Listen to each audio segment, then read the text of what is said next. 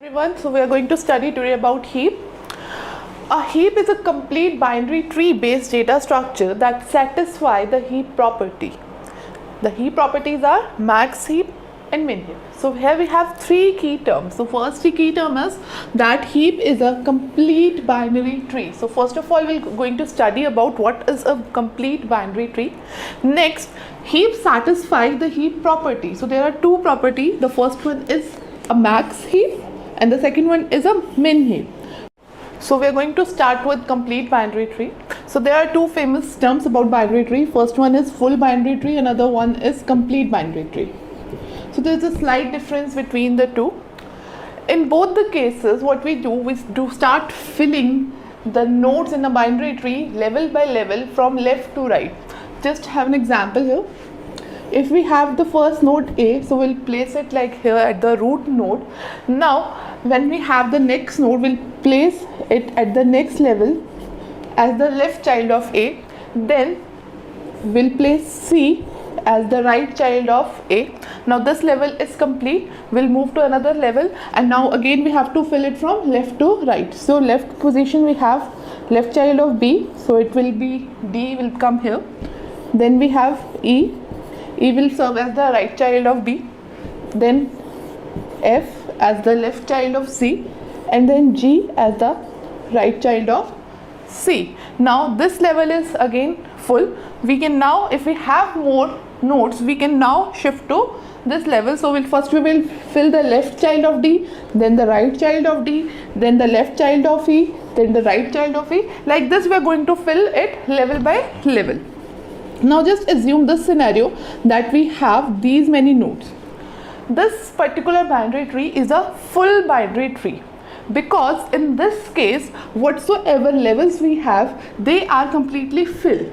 So if we are going to have one more element, we have to shift to another level. So up to this level, this binary tree is full. However, if we have one element less, like we don't have G, then this would not be a case of full binary tree. This is the case of complete binary tree. So that's the major difference between the complete binary tree and the full binary tree. In the full binary tree, we don't have any space left for any more node in that particular level. Till that particular level, all positions are completely filled. Whereas in complete binary tree, we have the scope to fill. Now if I talk about this is a complete binary tree. If I delete F, then also this is a complete binary tree. But what if I delete D? In this case, this is not a complete binary tree. Why? Because just remember the first condition which we said, that we're going to fill the level with nodes level by level from left to right. In this case, we have the position blank. Okay, so this position is blank. The left child of B is not there. So if in the case we had only these four nodes, say A, C, E, so the E should be placed at the left position. Only in that scenario it would have been the complete binary tree. So this is the complete binary tree. Now what is the height of this binary tree? So you can see that height up to this level is 0.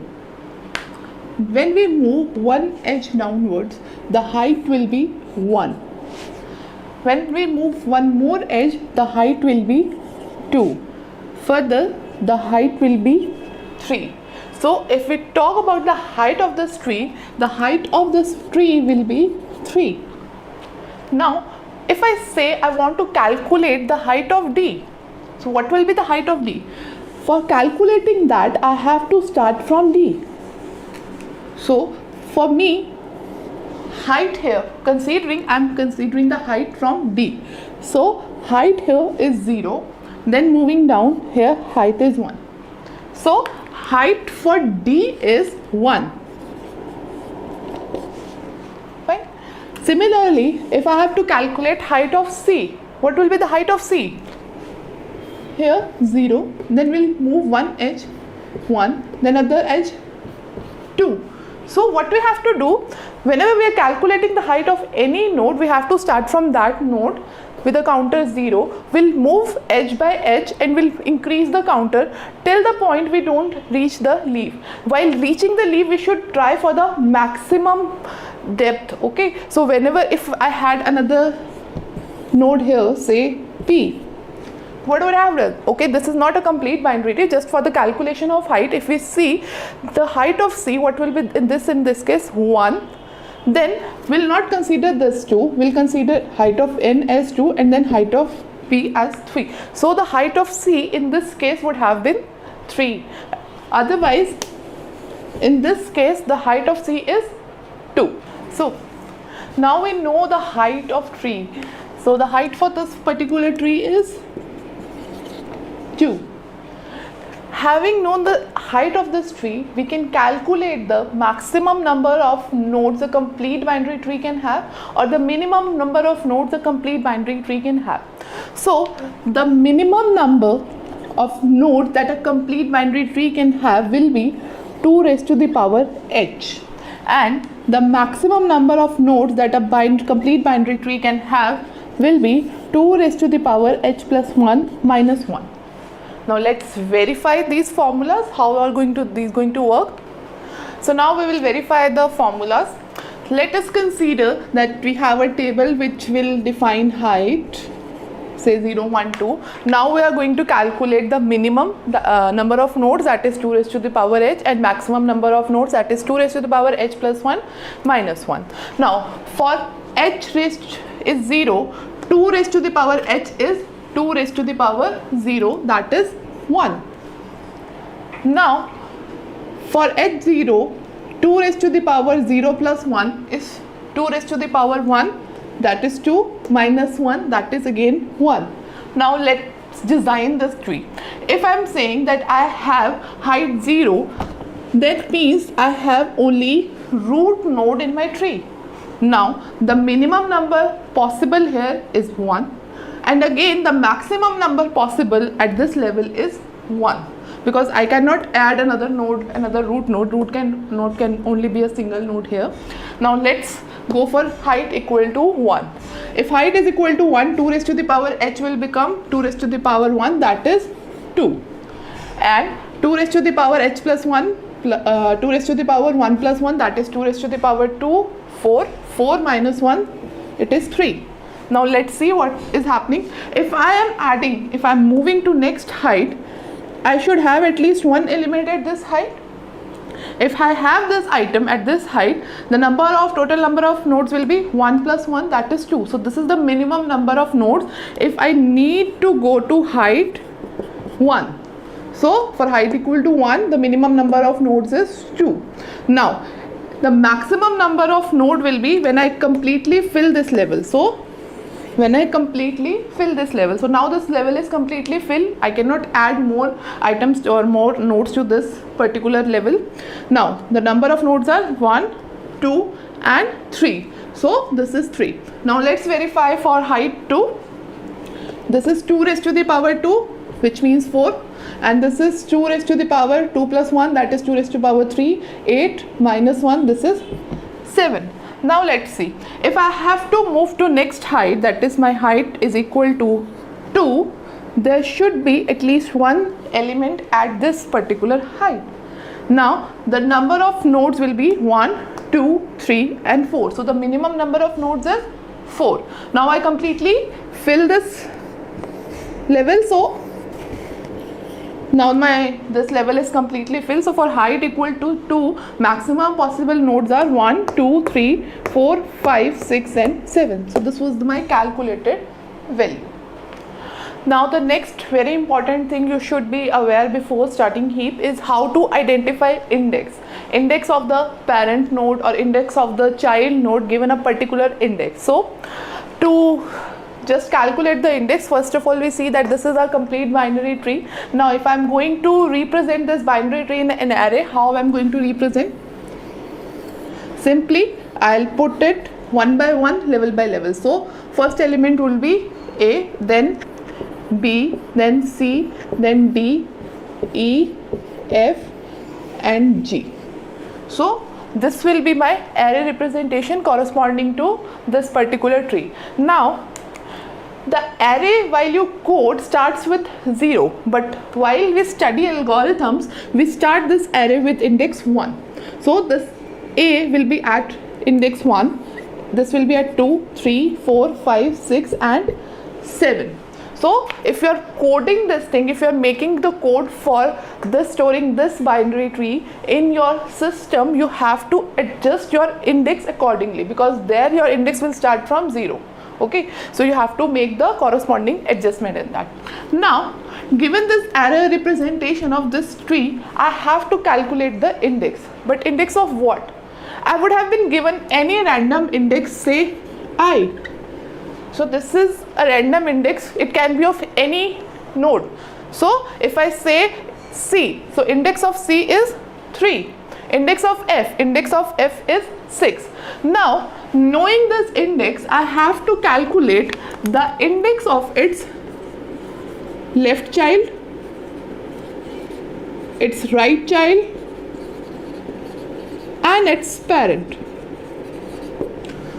We have direct formulas through which we can calculate this left child index, right child index and the parent index. So what are these formulas? So the left child index would be 2 multiplied by I. The right child index would be 2 multiplied by I plus 1. And the parent index would be I divided by 2 and then floor function applied on it. Now let's verify these formulas. Let's choose a random index, say B. So the index of B is 2. So I will become 2 here. Now calculating the left child of B and the right child of B and then parent of B. Let's start. So left child is 2 multiplied by I. So 2 multiplied by 2. So this will be 4. So at index 4 what we have? We have D. So you can verify D is the left child of B. Now the right child, 2 multiplied by I plus 1, that is 2 multiplied by 2, that is 4. 4 plus 1 is equal to 5. Now what is at index 5? E. So E is the right child of B. Now the parent is I by 2. So I by 2 is 2 by 2, that is 1. When we apply floor function on this one, it will equal to 1. So what we have at 1? We have A. So the parent of B is A. Now let's verify it on another node. Say we verify it on E. So the index of E is 5. Now we have to calculate the left child, right child and the parent node of your E in. Now left child would be at 2 multiplied by I. So 2 multiplied by 5, 10. Now we don't have 10 elements right now, but then how can we verify? Say if we have more elements, we would have extended this. Up till now we have this 1, 2, 3, 4, 5, 6 and till 7 index we have elements. Now if I add further, so first would have been added at this place, so this is 8, this place is 9. Now the left child of E would have been at place 10. So again we have verified, although in this tree right now the element is not existing, but if we had that particular element, then that node would have been existing at the position number 10 in your array representation. Now moving ahead, the right child is at 2 multiplied by I plus 1. So 2 multiplied by 5 plus 1, that is 10 plus 1, 11. So again you can see that if we had the right child of E, it would have been at the 11th position. Now calculating the parent of I, so the parent of I would be 5 divided by 2 and then applied floor function on this. 5 divided by 2 is 2.5. When we apply floor function on it will be equal to 2. Now at index 2 we have B. So the parent of E is B, which is at position 2. So as we stated earlier, a heap is a complete binary tree based data structure that satisfies heap property, and we had two types of heap property. First one is max heap, another one is min heap. So what actually we mean by this property? So this property states that every node in the complete binary tree should follow this condition. So we have some condition for the max heap and we have some other condition for the min heap. Now we'll look after what these conditions are actually. So these conditions basically apply on the data value the node is carrying. So how we are going to access the data value? First we'll see that. Consider that we stored the tree in an array A. Now to access the particular node, we should know the index I of that node and we can access the array A at that particular index. Similarly, if we want to access the parent of this node I, then what we have to do? We have to apply the function I by 2 and then floor on it, and then we can calculate the parent of this index I. So simply we are denoting it as parent I, which implicitly will calculate this formula to calculate the index of this particular node I's parent. Now the value of array at this particular index is given by this thing, that A of parent I will give the value of the parent node of I and AI will give the value of the node at index I. Now max heap says that the parent value should always be greater than or equal to the value of the node. So for every node in the tree or for every node in the max heap, the parent value of every node should be greater than equal to the value of the node itself. Coming to the min heap, this condition reverse. This condition says that the value of the parent node should be less than equal to the value of node itself. So this is an example of min heap. Here you can verify that the parent node is carrying the value which is less than the value of the node itself. Now let's start from the leaf nodes first. So leaf nodes does not carry any child node, so you can easily skip this. Coming to this node 5, so the value of 5 is less than value 10 and 12. The value 6 is less than its children, that is 9 and 8, and value 1 is less than 6 and 5. So you can verify that this is a min heap. But just consider that if this value would have been 13, then what would have been the case? Now in this case the value 13 is greater than 6 and 5. So this is not the case of a heap, because the condition of min heap is not justified. Also, if we say that it can be a max heap, but if you see the value here 6 is less than the value 9 and 8. So for it to be a max heap, the value of every parent node should be greater than the value of its child node. Now this is an example of a max heap. In this case you can easily verify that the node of the parent is greater than the child node. So 20 is greater than 18, 15, 18 is greater than 9, 8, 15 is greater than 10, 12, and further we don't have child nodes for these nodes. Okay, so you can easily verify that it is a max heap.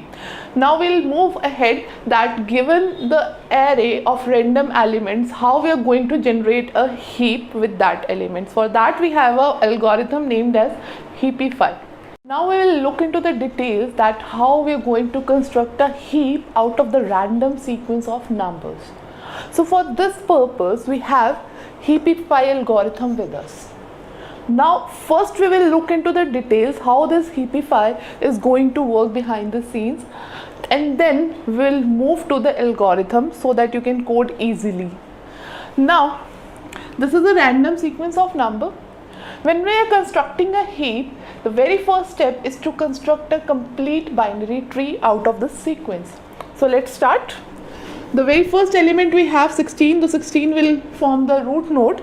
Then we have 1. So for 1 we have to move to next level, and obviously we are going to fill it from left to right since it's a complete binary tree. So 1, then we have 10. Now this level is complete. We'll move ahead.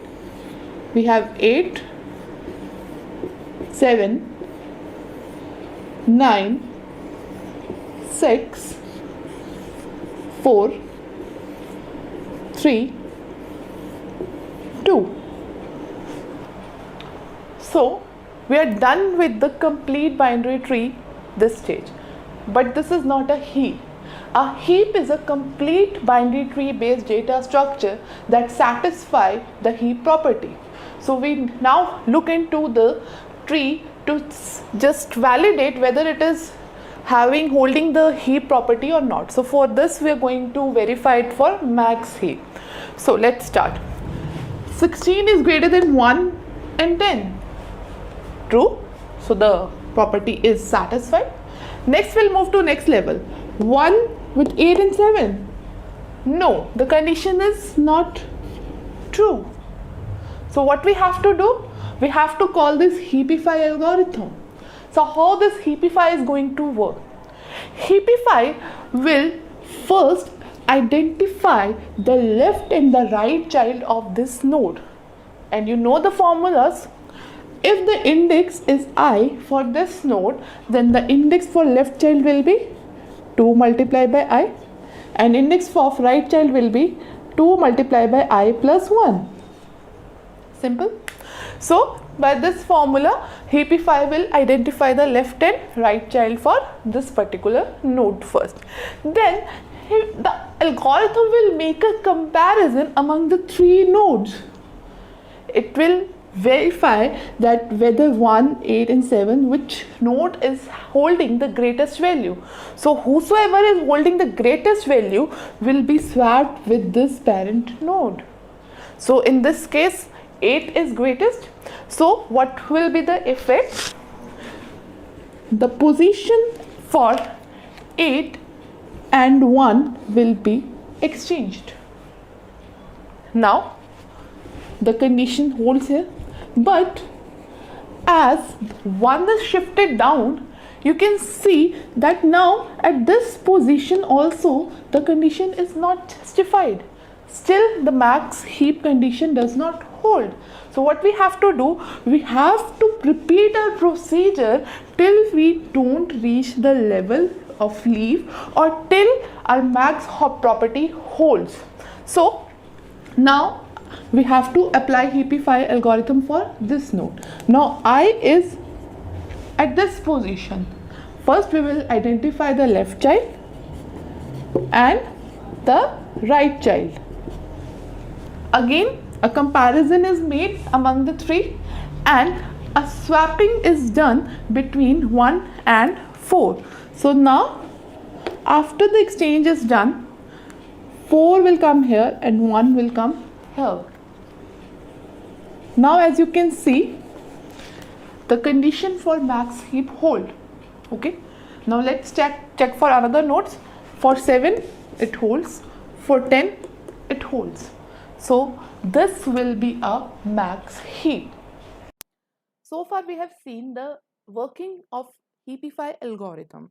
Now we are going to have a look at its algorithm. So we have given the name of the algorithm as max heapify because we are going to maintain a max heap using this algorithm. So the very first parameter is A. What is this A? A is the array in which we have stored all the data nodes of the tree. Next we have I. I is the index of the node for which we are going to call this heapify algorithm. So let's start. At the very first step, what we are going to do? We have the task to identify the left child and the right child of this index I. Now we have the formulas for this. What are the formulas? Left of I is equal to 2 multiplied by I and right of I is equal to 2 multiplied by I plus 1. Now once these left and right child of index I are identified, we can make a comparison to just discover which data node is actually carrying the largest value. So let's start with the comparison.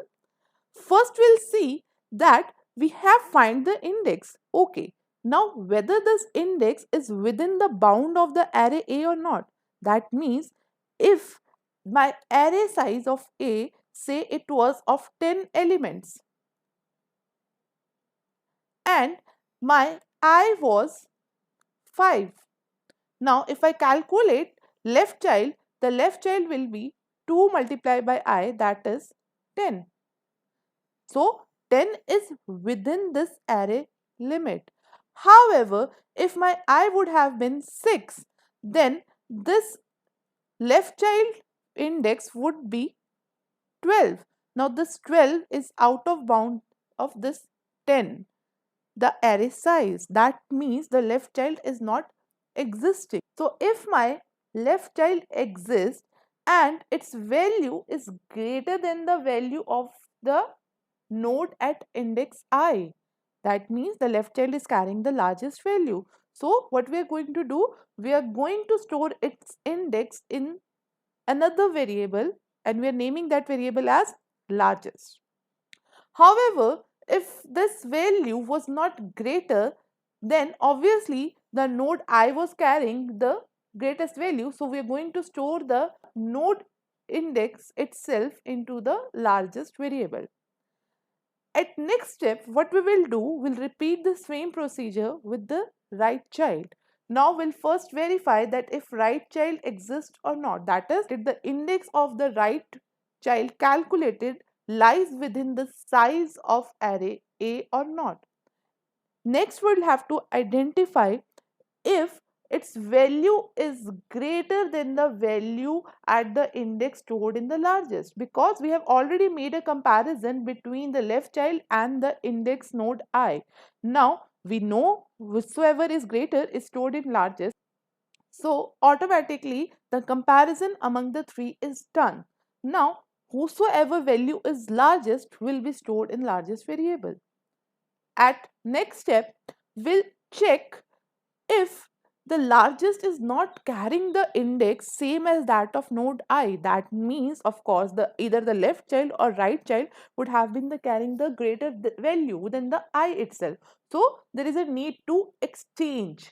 So what we have to do, we have to exchange the value stored at node I and stored at node whose index is stored in largest. So the swap is done between the two nodes. Now if we have done the swap, we have to again verify that at descendants also the heap properties is satisfied. So for that, we have to again repeat the max heapify procedure, but now the index is changed. Index is not I, index is largest, because now we have shifted to one level down. We have moved, we have exchanged the values. So the next node which we need to check is at the index which is being pointed by largest. So let's move ahead. We'll start seeing the pseudocode for this. So at very first step, what we have to do, we have to identify the left child and the right child. So simply replacing this with this line. So we are going to store the left of I in L and right of I in R. So I have maintained my index of left child and right child in two variables, which is L and R. Next, I have to verify that my L lies within the heap size of A. So heap size of A is nothing, it is just the length of A. So it is just the length of your array A. Okay.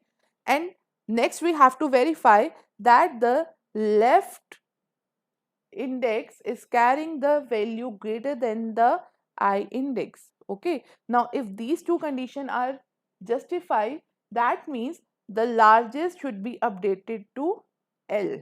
Okay. Otherwise largest would carry index I, because in that case I would have been carrying the greater value than the L. Now at next step we have to make a comparison with the right child. So we'll first see if R lies between the heap size or not, and next we have to make a comparison between index R and index largest. So the value stored at index R, if it is greater than the value stored at index largest, then we will update largest, otherwise there would be no change in largest. Now at last we have to verify that the largest is not equal to I. If largest is not equal to I, then we have to exchange. And exchange what? We have to exchange the value at index I and the value at index largest. Now, if this exchange is done, only in that case we have to call max heapify again with the same array A but a updated index largest. So this was all about the heapify algorithm. Now we will analyze our heapify algorithm. So we consider that we have a heap whose height is k. So this is a sample heap whose height is k. Now assume that while calling the heapify algorithm at the root node, we have made an exchange on the left side. As you can see, the level of left subtree is one more than the level of the right subtree. So here the worst case occurs. Why so? Because in this case we are moving in a direction, that is the left side in the left subtree, where the elements were more than the right subtree. We can only have one more level in left subtree because we are, in case of heap, we are dealing with complete binary tree in which we have to fill the elements level by level and from left to right. So there is only one option in one worst case, that the left subtree is exactly half full, and while swapping or while heapifying we were in a place where we have to make a switch on the left subtree side. Okay, so moving ahead, here we can see that the height of left subtree is exactly one less than the height of the complete tree, because we have deducted the height of this root node. So the height of left subtree is k minus 1. Now further, the height of right subtree was 1 less than the height of your right subtree. So the height of right subtree would be k minus 2. Now we will evaluate the number of nodes in each left subtree and the right subtree.